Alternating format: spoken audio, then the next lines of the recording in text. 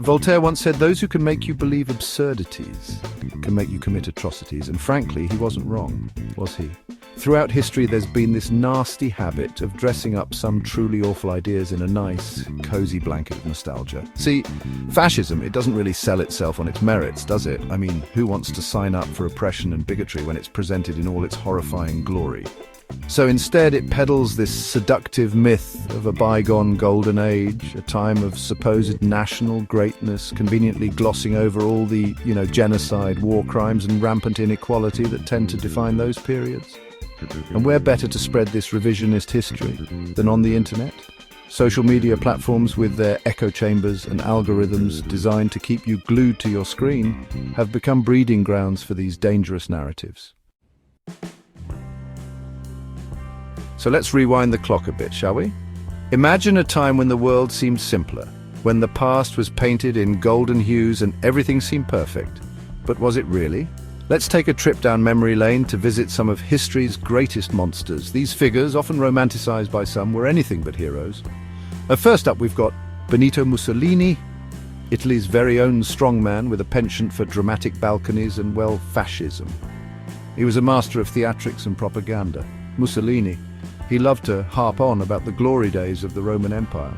Back when Italy was a superpower, conquering lands and enslaving people. He painted a picture of a time when Italy was invincible. This romanticized vision of the past, it wasn't just some harmless history lesson. Oh no, it was a powerful tool, a way to manipulate the masses. It was a calculated tactic to stir up nationalistic fervor and justify his own authoritarian grip on power. By invoking a glorious past, he could rally the people behind his cause. See, by constantly invoking this mythical golden age, Mussolini could then turn around and argue that Italy had lost its way, that it had become weak and decadent. He positioned himself as the savior who could restore Italy's former glory. And who better to restore Italy to its former glory than, well, him? Of course. He was the self-proclaimed hero of his own narrative. Now, let's hop over to Germany, where we meet a little-known artist and failed architect named Adolf Hitler. Hitler, much like his Italian counterpart, was a big fan of weaponizing nostalgia.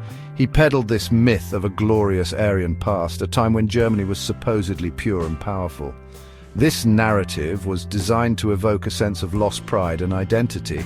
But hey, who needs facts when you've got a compelling narrative, right? Facts were twisted and history was rewritten to fit the agenda. Hitler used this fabricated nostalgia to justify his own twisted ideology, to paint a picture of a Germany that had been humiliated by the Treaty of Versailles, a Germany that needed to be made great again. He exploited the nation's grievances.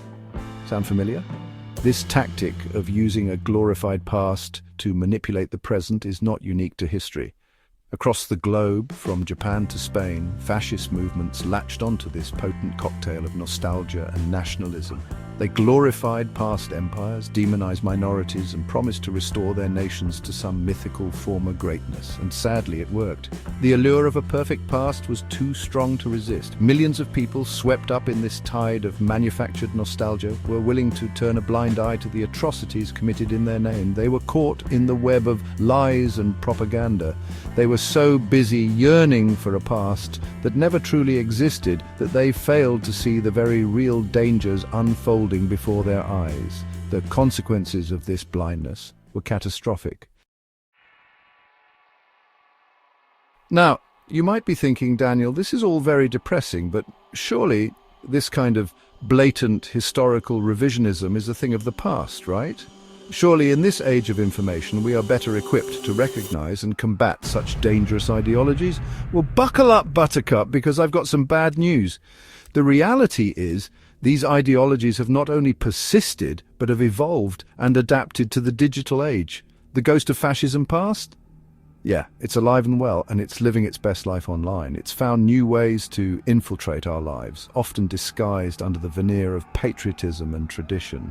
See, the internet, for all its wonders, has also become a breeding ground for the very same kind of dangerous nostalgia that fueled fascist movements of the past. It's a double-edged sword offering both enlightenment and darkness. Right-wing groups, They've gotten really good at this whole online propaganda game. They understand the power of the internet and use it to their advantage, spreading their message far and wide. They're masters of manipulating algorithms, spreading misinformation, and creating these echo chambers where their twisted worldview is the only one that matters. They exploit the very tools designed to connect us to instead divide and conquer. They've weaponized nostalgia, repackaging it for the digital age. They sell a romanticized version of the past, one that glosses over the harsh realities and injustices. They've traded in their jackboots for keyboards, their rallies for online forums. The battleground has shifted, but the war remains the same. But the message, my friends, remains chillingly familiar. It's a message of exclusion, of division, of hate. They romanticize a past that never was, a time when, according to them, men were men, women knew their place, and minorities, well, they just knew better than to exist. It's a dangerous fantasy that ignores the progress we've made and the struggles that continue. They peddle this dangerous myth of a homogeneous utopian past, conveniently erasing the struggles of marginalized groups, the systemic oppression, the very real injustices that have plagued humanity for centuries. It's a selective memory that serves their agenda. And the worst part? It's working. People are buying into this narrative, often without realizing the full implications. In the United States, we've seen a resurgence of white nationalism, fueled in part by this very same toxic nostalgia. It's a stark reminder that the past is never truly gone. Groups themselves in the flag and claim to be patriots, but their ideology is rooted in hate and bigotry. They exploit national symbols to legitimize their cause. They long for a return to a mythical time when America was supposedly great, a time that, let's be honest, never actually existed, especially not for anyone who wasn't a straight white Christian male. It's a dangerous delusion that threatens to undo decades of progress. And it's not just the US, oh no. This phenomenon is global, affecting democracies around the world. From Brazil to Hungary, from India to the Philippines, right-wing populist leaders have risen to power by exploiting this very same playbook. They tap into nationalistic sentiments and fears to gain support. They tap into people's fears and anxieties, promising to restore order and make their countries great again. They offer simple solutions to complex problems, often scapegoating vulnerable groups. And all too often this promise of greatness comes at the expense of democracy, human rights, and basic decency. It's a dangerous path that threatens the very foundations of our societies. Chapter 3. Fighting Fiction with Facts. Now, I know what you're thinking. Daniel, this is all very bleak. The news is filled with stories that make us question the direction we're heading in. Are you telling me we're doomed to repeat the mistakes of the past? Are we really on a path that leads us back to the same dark places? And look, I'm not going to sugarcoat it. The situation is dire. The challenges we face are significant and cannot be ignored, but and this is very important, but it's not hopeless. There is still a chance for us to change the course of history. We can fight back against this tide of historical revisionism, but it's going to take all of us. It requires a collective effort, a united front. First and foremost, we need to support public history projects, those initiatives that bring history to the public in an engaging and truthful manner.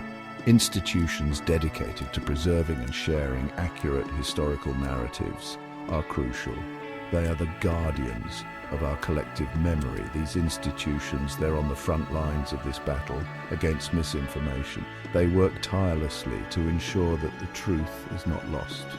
They're the ones painstakingly researching, documenting, and sharing the stories that need to be told, the stories that some would rather see buried and forgotten, the stories that reveal the complexities and nuances of our past, the ones that challenge the simplified and often sanitized versions of history.